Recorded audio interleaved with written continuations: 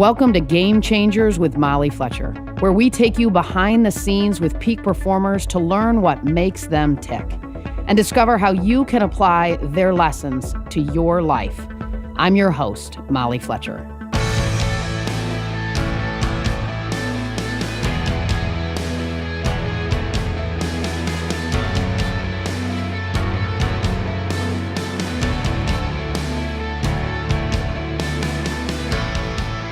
Over the last 20 years, Daymond John has evolved from one of the most successful fashion icons of his generation to a highly sought-after branding expert, investor, TV personality, and speaker.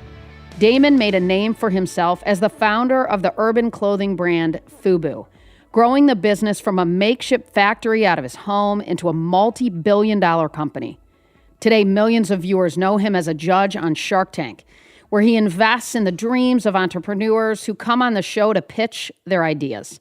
He's also the author of 4 books, including his most recent titled Rise and Grind: Outperform, Outwork, Outhustle Your Way to a More Successful and Rewarding Life.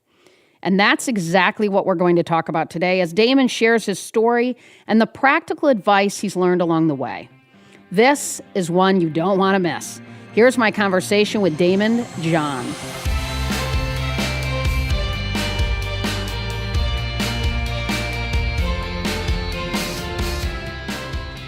Daymond John, what a pleasure it is to have you on. Thank you so much for taking a minute out of your busy schedule. I appreciate it. Oh, thank you. Thank you for having me.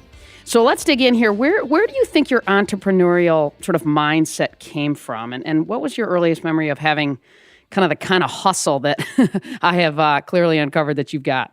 I think my entrepreneurial mindset came from 2 just, really hardworking parents. My father came over here from Trinidad, and my mother and father got together, and they just always were, no matter what they were doing during the day to keep the lights on, meaning working someplace, they were always coming home and doing something during the night or the evening or the weekend to try to make some extra money.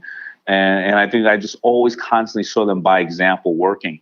And then growing up in the neighborhood that I grew up in Hollis, Queens, we had 2 type of entrepreneurs. Unfortunately, the ones that were a large amount of drug dealers were there because crack had kind of invaded my neighborhood, like many neighborhoods in around the early to beginning of the 80s. But at the same time, there was this heavy music influence because they say that something must be in the water in Hollis, Queens, but you have most of the rappers, you have the most condensed area of rappers in the square 5 miles. You have LL Cool J, Run DMC, Salt and Pepper, Tribe Called Quest, Lost Boys, Ja Rule, 50 Cent, all in the same area. Wow. So we started to see this entrepreneurial spirit, whether it's you're a drug dealer and that wasn't too promising, or you were a music artist and you were getting fame and fortune. So you were a bit of a sponge watching this, thinking, how can I do something similar in my own life? Well, I wasn't saying how can I do something similar because I really wasn't a good music artist on one side. And then on the other side, I wasn't a tough guy. So the last thing I wanted to do was be a drug dealer and or go to jail. Right. So, but it opened up my mind to saying, what else can I do? Because these people are in charge of their own destiny, good or bad. And it just really made me say, I have to do something because it's being done all around me. So don't tell me that it can't be done. And I read that you would listen to Tony Robbins and Stephen Covey and, as a teenager, and I did the same thing, so I loved sort of reading that. And how did you get into that? And what was it in those messages from those guys that clicked with you and resonated with you and maybe unlocked some of this grit clearly inside of you? I think it's because somebody asked or told me that I should read Napoleon Hill, Think and Grow Rich. And then after doing that, it opened my mind to saying, I need more information like this, and where can I find it? So then I would start seeing, obviously, Tony Robbins' late night commercials and all these type of things. And I would just seek this information. I found it fascinating how things were unfolding. And I think it really came from Think and Grow Rich when I read the book, and I just remember seeing how many people have either given up or how many people have succeeded, had desire, and that I could do it. So I was like a sponge. I really wanted more and more knowledge, and I didn't know where to get it.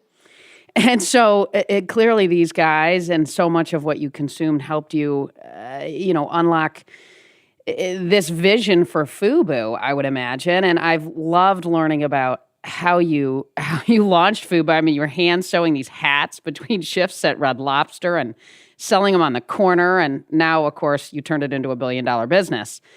So at what point, here you are at Red Lobster running out to the corners, and maybe you can share that story with our listeners. And when did you kind of realize, wait a minute, this is a little bit more than a side hustle. I think I've got something here.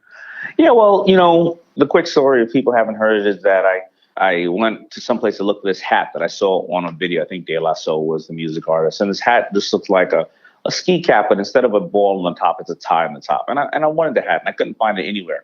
However, prior to getting that hat, I noticed that, most of the people who we were wearing the brands were, the Adidas, the Timberlands, the Filas of the world, and they weren't really recognizing hip-hop artists. Not that they had anything against them, but they weren't recognizing us. But when I saw this hat, I said to myself, wait a minute, this is not made by a major corporation. Somebody is catching on to this concept of hip hop. And then when I brought the hat home, my mother said, listen, I can show you how to sew hats like that. I would then go out on the corner and sell these hats. And then I would go back to Red Lobster and work. I found this fulfillment because I felt like I was being part of this community. I felt like I was in charge of my destiny. And it also gave me validation to go to the video sets and go hang out, because honestly, I just wanted to go meet girls at that time as well, right? So if I go to a video set and they kick us all off the video set, I can officially say I'm the one providing the hats for the rappers. Nice. So I can stay on there a little bit longer for about an hour until they catch on that I was full of crap and then kick me off. But maybe by then you'd locked in a couple hot chicks. Yeah, maybe I talked to a couple of girls, but if not, you know what? I got to see some really amazing music artists that I love perform, and I would have paid to do that. Sure. The business, that little hat idea, I would close it 3 times from 89 to 92 because I kept running out of capital. However, I had business ideas before that I've done, and if I closed it one time, I was done with it. Why? Because I was doing it all to make money. This time, every time I closed the business down, somebody would say, hey, I bought those hats or T-shirts from you the last time, maybe about a year ago, and, at this flea market, I've been looking for you. I'm dying for it because everybody's complimenting me off of it. So the business kept calling me back, and that's when I started to realize, wait a minute. I get a high off of dressing people. I get a high off of seeing people happy. When I was thinking about designing the shirt, I would dream that it would look so cool on somebody like you. And it called me back 3 separate times. And the reason why I was able to come back to the business is because I made affordable steps. So I would only lose $500, $2,000. And that's how the business started to grow. Most entrepreneurs, they fail a bunch of times as they're growing the business. And every time they fail, they learn what they need to equip themselves the next time. And when they start up, they're just more equipped to what they're, to being able to scale. Mm-hmm. And that final step, I mean, I know your mom was integrally involved in helping you on this journey with sourcing capital. And then you turned your house into sort of a gigantic sewing machine, right? Where you were pulling this stuff together with a bunch of other guys. Yeah. So I started in 89, failed 3 times till 1992. 1992 comes around. I bring in 3 other partners. Well, I really bring in 4 other partners, but that 4th partner never stayed around. So now we're failing doing that, but we have 3 other partners. Now all of a sudden, the people starting to see it in a couple of videos and a couple of people, influencers at the time. It's starting to grow. I decided to go to Vegas in 1995 or 96. I don't have enough money to show in the trade show, but I set up a small hotel room a couple of miles away. I invite buyers over to my hotel room to see the clothes.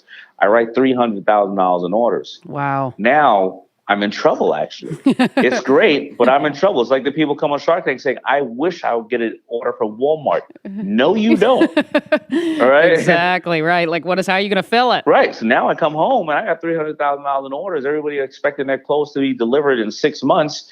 I don't have a factory. I don't have any money. So I go to all the banks. I get turned down by 27 banks because I didn't have financial intelligence. I didn't know what I was talking about, and I wouldn't have loaned myself the money at this point. Mm-hmm. I go to my mother, I tell her what happened. She said, well, you got to fulfill these orders. She said, I wouldn't do this for you if you didn't have, $300,000 worth of legitimate orders. But, listen, this is the house. This is all we have. Let's just take a mortgage on the house. And once you make the close, we're going to put the money back in the house. My mother goes out and get a $100,000 loan on our house. I joke about it because I always say, well, the house is worth 75. Till today, I didn't ask her what she did for the rest of the money. Right. And then we turned my house into a factory because at that time, the internet didn't exist. I didn't know what an Alibaba was. I couldn't trust $100,000 with strangers that I didn't know. I was scared. So I took my house and I turned it into a factory, and my friends and I would sleep in sleeping bags next to the sewing machines. We had seamstresses there, and we had a factory, up and running in my house in Queens for about a year, making all the clothes. And you fulfilled all 300 of those orders, and that was the beginning, right? No, I barely did fulfill the orders, Okay. but here's what happened. Because I didn't have financial intelligence, I looked at the bank account. What was once $100,000 was now $500 left, and I realized I was about to lose the house. I was about to lose the factory. I was about to lose my brand, and maybe make your mom kind of mad. Oh, of by course. the way. Well, she would be disappointed, but Sure. it was just because I didn't know what I was doing. You see, I was paying for raw goods 90 days ahead of time. I was paying for a staff and salary and equipment, and then my receivables, people wouldn't pay me for 30 or 90 days. It wasn't that I blew the money on buying a car or jewelry. I just didn't know how money worked at that time. My mother goes and takes an ad in the New York Times, and it says $1 million in orders need financing. I read that. That's incredible. Yeah, 33 people call. 30 of them are like the Kevin O'Leary types with the royalties and 100% interest. But out of those 33 people, 3 of them are real. One was Samsung, their textile division called. And we did a deal with Samsung to manufacture and distribute the clothes, a distribution deal that the terms were I had to sell $5 million worth of clothes in 3 years to keep the back end structure that they provided. But we had already put in about 8 years or 7 years of blood, sweat, and tears. People knew the brand, and I sold $30 million in 3 months. And how old were you then, Damon? I was about 20. I was 27. Okay. 26 or 27 years old, yeah. And you had a lot of success, at a pretty young age, right? So here you are running, obviously, a growing company with the backing of a huge organization, huge company. What advice do you give someone on how to handle success? And on the flip side, how do you handle failure? And maybe which is tougher? Extremely hard, because, it depends on what the success is to you, And at that time, money was success to me because I had risked everything for many years. I was counted out like it was never going to happen. So, the success was that I kept educating myself. I saw many other people come up in the business just like me, whether they're athletes or whatever the case is. They didn't educate themselves. And as I shared with you, I didn't have financial intelligence, but I started to get financial intelligence. I started going back and taking classes at school whenever I could. I started reading more and more and more books. I started searching for more mentors because I needed advice on 2 different things. It wasn't necessarily how and what to do with the money, but it was how and what to do with my family, how and what to do with the business. How do I scale the business, or when is it time to sell, or when is it time to diversify? So you don't know what you don't know. I also needed mentors to show me who are the right accountants, who are the right finance people, who do I go to? Because, it's the crooks or the people who don't know any better who come to you first when you're starting to succeed and tell you they can help you, and they rob you and they hurt you, or maybe you don't know that person is just starting out. And that's not a person who should manage your money or manage your staff. Sure. So that it was to gain knowledge was the biggest challenge. So if somebody is now starting to experience success or not experience success, it's the access to knowledge that's so important. Be curious, be a sponge, right? Is what I'm hearing you say. Ask a lot of questions. Yeah, have a healthy paranoia. Yep. You got to be paranoid a little bit. Yeah, I hear you. And you talk about the value of failure. So tell me this, like tactically, how can leaders ensure that the lesson in failure is learned, right? Because I think there is so much inside of failure that we can learn to get us better. And the quicker that we learn it, right, the better we can hopefully recover and continue to evolve and get better. Yeah, because one of my biggest failures is a company that I backed. It was called Heather Red, and the guys who were the owners and the designers of Heather Red were brilliant, and they were absolutely perfect. I ran in there though and said, "Well, let's spend all this money in marketing and advertising," and they were like, "No, I don't know if we should do this or that."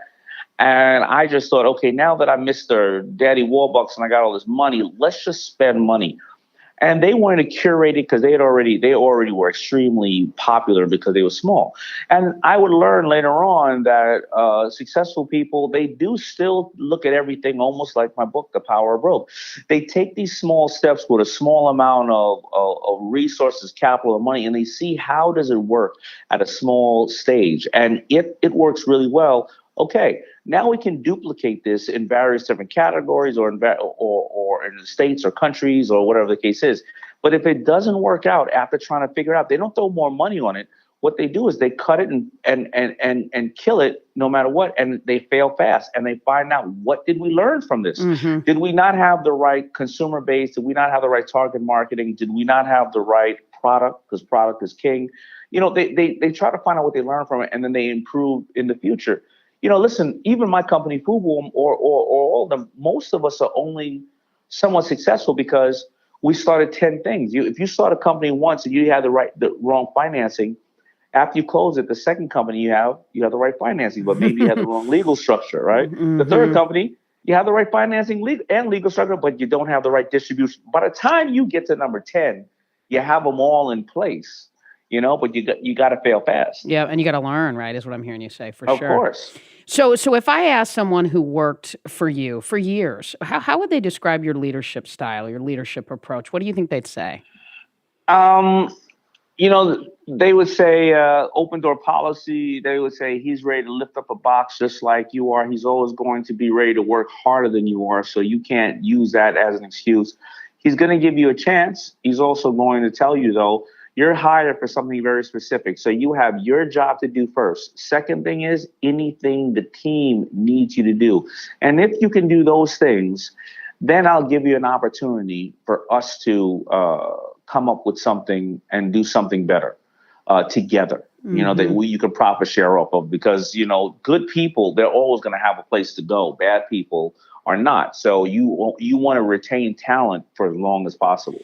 And your book, Rise and Grind, which I thoroughly enjoyed, is all about the routines and habits of peak performers. And, you know, what's one of the habits or routines that you've adopted that's had a really big impact on your life that could benefit our listeners, that maybe is something they want to deploy in their own life? Yeah, you know, it really started off with Napoleon Hill, Think and Grow Rich. It is going to be goal setting and setting goals and not just regular goals like, oh, you know, I want to do something by this year. It's a real method. It's a method that, you know, I've said many times, like I have 10 goals that I read every single night before I go to bed and every morning when I wake up. 6 of them expire in 6 months. The other 4 expire in 2 years, 5 years, 10 years, and 20 years. The reason I read them every night before I go, I take off 2 days though. Excuse me, every 5 days straight I read them. The other 2 days I want my mind to rest. Sure. The reason I read them before I go to bed is because it's the thing that I want to dream about, the last thing I want to think about. The reason I read them when I wake up in the morning is the first action I take. And when those goals expire, let's say they all expire April 1st, I reset them and put another 6 months on them. And they range from faith to professional aspects to aspects of my personal life or my health. And I only get 20% close to those goals, and I reset them because I set them so high. And that can also work against people, because a lot of people, if all they're doing is when they're going to bed, they're thinking about, their mind is filled with all the problems and the drama they have. They're going to keep concentrating on that on when they wake up. So I've adopted that ever since I was 16 years old. And it has really worked for me. I can't say that 17 and 18, 19, 20, I was exactly who I'd want to be. It was a very dark time between my age of 16 to maybe 27 or 28. But those goals were the things that I manifested and it ended up happening for me. So I would say that is the most important thing ever, because if you don't set goals for yourself, then we often let other people out there set goals for us. Absolutely. Sure. You know, I think, you know, we all have so many defining moments in our lives, and I know you've probably had plenty. Yeah. What's maybe one that really stands out to you that people might not know, right? That either changed your perspective or maybe your path forward? Yeah, very, very simple. And on Good Friday, 2017, I went into the hospital to get a nodule removed off my thyroid. The 1-hour surgery became 3.5 hours to remove stage 2 cancer that I did not know I had. And I would come out of the hospital And over the next year, I would keep going back because there were my lymph nodes were swollen, but we didn't know if the cancer was the size of a golf ball. It probably was in my body for 5 years. Because thyroid cancer is a very slow growing cancer. We didn't know if it moved into my lymph nodes because my lymph nodes were reacting a certain way. So I did have some indications that there was something in my lymph nodes. So would it be moving to my brain? Would the cancer had moved to my brain? Yeah. And what the reality of what that was is that it dawned on me that entrepreneurs, we take care of everybody else. We just don't take care of ourselves. We make sure that we take care of our staff. We make sure we take care of our customers. And we don't take care of ourselves. And I realized on Shark Tank, we don't talk about that part, about health, about early detection. And if you're somebody who's an entrepreneur and you're always going to end of the year, look at your P&L, look at your inventory. You're going to look at your staff. You're going to look at, what you need to do on social media, but you don't look at what you're going to do to yourself. What the hell does it matter? Sure. So I think that was a defining moment. And then I started using my public stage to really talk about it. And I didn't want to go public about it because, of course, people hear limited information. Then all of a sudden I start to get calls like, hey, I heard you're dead. No, I picked up the phone. I'm not dead. Sure, right? Sure. But a lot of entrepreneurs have written to me and said that, they forced themselves to go out and get early detection. And now they caught something in time because there's great statistics to say if you go and get colonoscopy, endoscopy, pap smears, mammograms, if you catch something on time, you have a really good chance of beating it. So that had changed my life. And I'm glad that I've been able to share the message and people have been taking it serious. It's neat that you're sharing it. Because it sounds like you're saving lives, right? Yeah, well, thank God. Absolutely. Amen. So let's get into the Shark Tank, kind of in the shark mindset, right? So what is your approach to negotiating? Well, it all depends on the negotiation, right? If I'm in negotiation with the other sharks, I'm live. I'm right on point. I don't know who at the table has, what their hand is at the table. And those negotiations could last an hour and a half. People only see about 8 minutes of it. But, as I'm listening to it for various reasons. Number one, I want to hear the entrepreneur, what their journey has been throughout creating this company or companies prior, because why do I believe that they know what they're talking about? They may have had a quick blip or whatever the case is. All right, I want to know about the product. Is the product a product that we could scale, or is it just a simple product that, it's good for you yourself, but you don't need a partner in it. But I want to make sure this is a scalable product and you have had some kind of sales in it, just the indication to show what the need is. Because if you don't know who your customers are and you can't tell me my customer is this type of demographic, they spend this amount of money on it, this is how many times they buy it, why they use it, well, then you're going to be using my money for tuition, So I don't want to do that, right? And then last but not least is, do I like the entrepreneur? Right. Do I feel like this is a person I want to call, or if there's a problem every day, I'm going to get on the phone with you, not because you're coming up with the problem, but you're saying, hey, D, I got 5 things that I think are solutions and we can both learn from them. So if this business fails or not, you and I are going to do another business together. And those are the things those are the main things that I look at when doing a deal. And then I have to start to acknowledge the other sharks on the panel to see if I want to jump in and lock horns with them for whatever reason.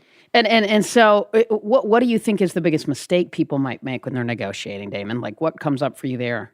They don't know what they want often. They're like, oh, I want to come in and I want you to have 50%. Okay, well, okay, I'll give you the money, 50%. Well, what do you want from me? Well, I want you to help me out. Right. Help me out, do what? Right. Well, David, you're the t-shirt guy. Why don't you help me manufacture t-shirt? Well, if you really listen to me in my portfolio, is I have 10 t-shirt companies and 8 of them are dead because I'm no longer really in that business. You didn't even listen to what I've been saying to you. Also, people who are speaking hypothetically, they go, you know what? This is a $50 billion market. If I get 2% of the market, think about how much money I would get. I said, but the bankruptcy market is a $50 billion market too. You're probably going to get 1% of that. Sure. Don't speak hypothetically. You know what I mean? Yeah. Give me the facts. Give me the facts. Yeah. What's your relationship like with the other sharks on the show? And what have you learned from them? Yeah, it's really been great, my relationship, teaching those young innocent sharks about life and about business. I really take my job as their sensei. I take it, I take it seriously because, Mark Cuban doesn't know enough about business and he calls me every day and I have to always advise him. But all joking aside, working with them, we have a great relationship. We've been doing this 10 years. Yeah. Robert and my daughters, our daughters, they travel together during the summer. Cool. Barbara, I stay over her house often on Fire Island. Kevin wants me to take him to all the ghetto clubs. So I take Kevin O'Leary to the hip hop So do you club. loosen him up a little bit and get him to relax? No. He walks right in there, and everybody, you got to see all these hip hop guys going, "Mr. Wonderful's in the house." Oh my gosh, that's classic. Hilarious. Yeah. I was just at dinner with Lori and her husband last night, and just really sweet people. And Mark, Mark is just a great guy, beers and chips kind of guy. So they're really, really amazing people, and I learned so much from them on the show because you have so many different points of view from people who have been through it. No question. So today, right, Damon, what drives you, and what are you excited about? I love inspiring people. I love teaching and mentoring people, and being that kind of person that doesn't. I try not to put myself on a pedestal and say, listen, if I can do it, if a little brown boy from Queens who's dyslexic, who got left back and never went to college can do it, you can do it. Because I'm unfortunately, I'm probably one of the only notable people of color out in the market today that didn't come from a music or sports background. And trust me, there are many, many minorities and people of color that I see who are professionals and are successful that just the camera's not on. And I get to hopefully be that person that little kids can look up to and understand that when you stand on that carpet of Shark Tank, they don't care about your color, race, or gender. If you can do it, you can do it. So it drives me to inspire people. When I first went on the Shark Tank, it wasn't because I wanted to inspire people. It was because, it was 2008. My clothing brands weren't doing that well, and I wanted to diversify my portfolio by getting a couple of deals because generally, I was only getting pitched clothing companies. But I would turn around, and after being now more of a public speaker and out there, and I would see kids and families and people saying it's the only show we could watch, then I started writing more books. So I really love the education factor of helping people.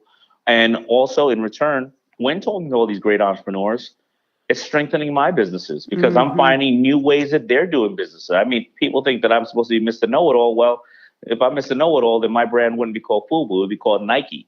All right. So I go out in the market and I learn. I learned how social media didn't exist when I was doing my brand. So I learned how to manipulate and utilize social media to our benefit instead of just, laughing and joking on there and things of that nature. Sure. So it's just amazing. And then again, also the teaching, telling people about their health. Those are why I do it. And that's what excites me today, mentoring and educating people. That is so awesome. How many businesses, Damon, do you have your hands in now, right, that have come onto to the show and that you've invested in and that you're still navigating and working with? Well, I don't know the number. I think it's 70 or 80, and I know that most people will say, well, that's daunting, and it can be. However, if you really think about it, let's say we'll cut them up into, let's say it's 80, we'll cut them up into 3.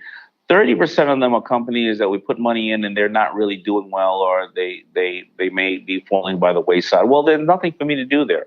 Okay. I can't jump in and if I give the person money, I can't say where's I can't say where's my money back, as Kevin will call them, the Walking Dead. The other 30%, the top 30% are doing really well. If I stick my head in there, I may screw it up because they're actually smarter than me. And I'll jump in there when's needed, but really great operators, and don't stick your head in there, D. So now you got that middle 30% that kind of like on the fence, and that's the ones that they either new because I just started working with them because maybe the season just ended, or they are at that pivotal stage. They're in their 4th or 5th year and they need some help. So you really narrow it down to probably about an active 25 that I'm really, or 20 that I'm really kind of a little hands on, and I have a team. So about 25 companies are really, daily are making decisions or helping. And so that makes me think about leadership, right? Like, Damon, when you think about your organizations and you're sort of saying that, look, I spend a lot of time on the middle. Is that a little bit of a leadership sort of thing as well in your life, right? That middle that you want to pull up to the next level, is that where you spend some time too? Yeah, I never really thought about that. And I'm glad you just raised that, because as I do my, my State of the Nation, evaluation this year. It is true. It's the middle who are the potential rock stars, or it's the middle that you got to cut. You already have your senior levels in anything that is doing really well, and you're saying, how can I back you up, right? Because they're going to say, all right, well, here's what I need for backup, so you can give them the assets, because they're going to take care of those assets. It's the ones on the bottom are the ones who are, whether it's a company or whether it's a person, they're bitching, they're moaning, they're the whole world hates them, or they don't get it, or whatever happened to them as a child is your problem. All right, so you gotta kind of give them a wide berth, and it's that middle who you're like, you have the potential to be one of the rock stars, or I'm going to have to move you out toward, and not make you a rock star, because I'm checking you out. How can you handle this? I want to give you more work. I want to give you more opportunities. What's important to you? And it's that middle one. Yeah. So I want you to tell our listeners about Damon On Demand. We talked about it for a minute before we went on, because it's super cool, and it's an amazing way for people to get content directly from you. So tell us about that. Oh, absolutely. So Damon On Demand is my educational platform, and it's 8 hours of so many things, from how do you do market analysis, get your target market, where do you raise funds, why do you need to raise funds, what are the reasons you need capital. A lot of people don't realize, if you bring in capital at the wrong time, it only highlights your weaknesses, doesn't highlight your strength. It means if you have poor marketing and you borrow $200,000 to do more marketing, it's still going to be more poor marketing. And it's 8 hours because, like I said earlier, when I first made money, the crooks come around, the bad lawyers, the bad accountants, the bad this and that, because usually the good ones are taken up because they're so busy. But now I have one there, every people on there, from my tax attorneys, my personal team, talking about, how to become successful. But the best thing about Damon On Demand is it's interactive. You can't just pass it easily. If you go in there and it says, do you need a trademark, or do you need a patent, or do you need a DBA? Do you know what it is? If you say you don't know what it is, it takes you to another area. If you say you need a trademark, and then later on throughout what it's describing, if you keep talking about something that needs a patent, it kicks you out and you don't get a mark. You go over to where patents are because you were thinking the wrong thing.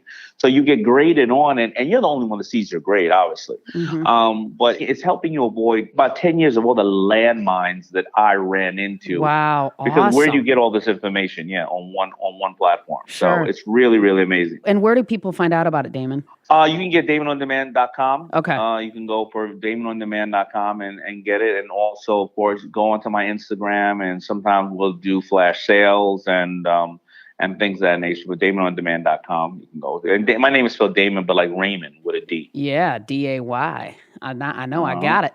So tell me this. So it sounds like what makes it different is this interactive kind of component than other courses that I have seen out there. Absolutely. This is a brand new type of platform, and it's very interactive. And yes, it does make a total difference, because you can't, we have something on there called a vault. So if you like some of the videos and or the things that you felt you wanted to retain or go back to, you push that into the vault. This is not something you just watch and go. It's not an audiobook, argument's sake, or a podcast. This is something that you have to be involved in. But trust me, when it takes you to it, it'll start you thinking. Just think like this.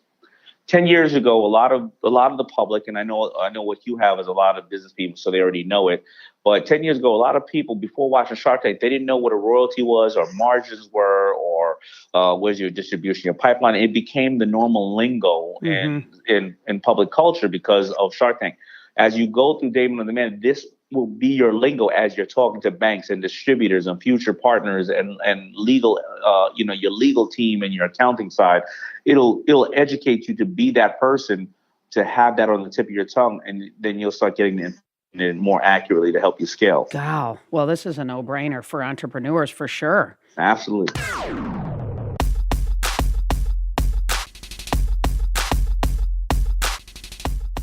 Okay, Damon, so we end with rapid fire. So I'm going to fire off some quick questions to you, and you just fire back what comes up for you, all right?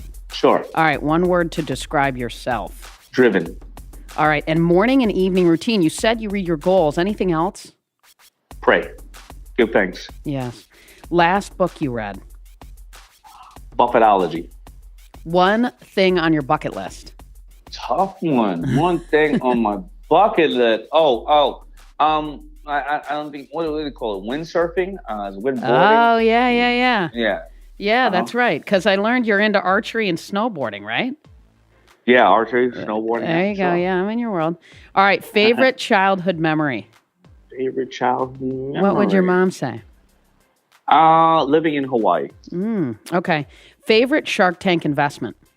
Bombas socks. Okay. What's a bad habit you have? After I learned something, thinking, why doesn't everybody know this? They're all idiots. But I just learned it myself 5 minutes ago. Who's a person you'd most like to meet? Spielberg.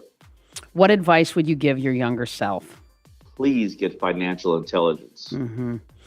Okay, so the show is called Game Changer. So one last question for you. What game changer inspires you and why? What game changer inspires me and why? Like someone, right, dead or alive, maybe you've met, maybe you haven't, that inspires you. Ooh.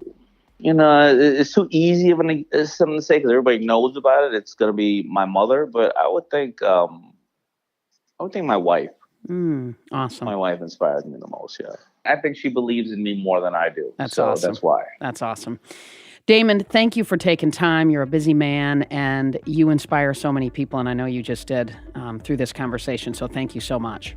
No, well, thank you, and thank you for having Game Changers because I know that you are changing people's lives. So thank you. Thanks, Daymond.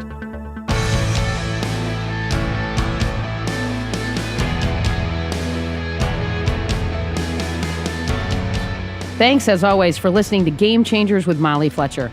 If you like the show, be sure to subscribe on Apple Podcasts.